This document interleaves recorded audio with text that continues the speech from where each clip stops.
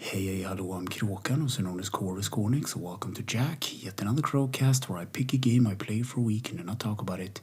This week's game is the Stairwell for the PlayStation 5. It was released in 2026 and is a single-player horror game developed by Jordan Sparks and published by the Bueno Interactive. And also there will be some spoilers up ahead, just so you know, but first a little backstory.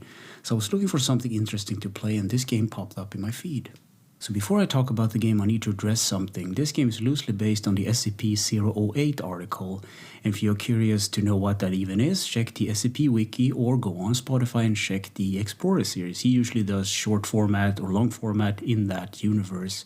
So what is this SCP thing? Well, the universe deals with anomaly at large or anomalies. Think the X-Files but on a larger scale. At the start of the game, you get company logos and a slowly crawling camera view up a flight of stairs with the game title visible. And then you get to choose between play, options, credits, and languages. And then you get to choose the difficulty, which is normal with 33 anomalies, and hard with 13, and nightmare with 4 anomalies. The game starts within a blue and white corridor leading into a security office where on a table there are a couple of notes explaining how to deal with the game. So you're supposed to find anomalies, and the last guy apparently lost his dog and his mind within these staircases. And there's also something about a clown. So how do you play this game exactly? Well, you step out in the staircase and it loops endlessly. So what you're supposed to do is you take in your surroundings, everything from the man sitting on the bench to the posters, the power breakers, the aquariums, the statuettes, and everything that's on this floor and the floor above. And the first floor is always safe, so you need to take in everything, learn everything. And on the second loop, it becomes interesting because if you see something that's out of place, you need to go back from whence you came. And if the stage is clear, the stair is clear, you move on to the next floor. And if this is done correctly, you will hear a ding at the end of the level.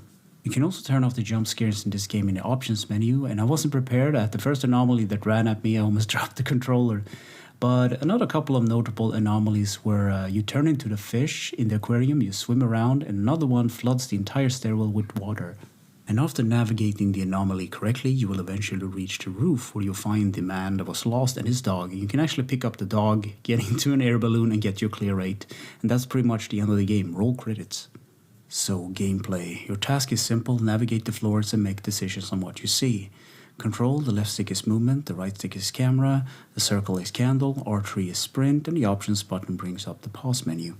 Graphics. This game was made in the Unreal Engine, and this game has a lot of assets, and it's basically all over the place, but then again, a lot of indie titles are just that. Sound and music. Avid Ortega and Cerulean made the soundtrack of this game, and I don't think I can call it a soundtrack actually, because there's like 3 or 4 tracks in it.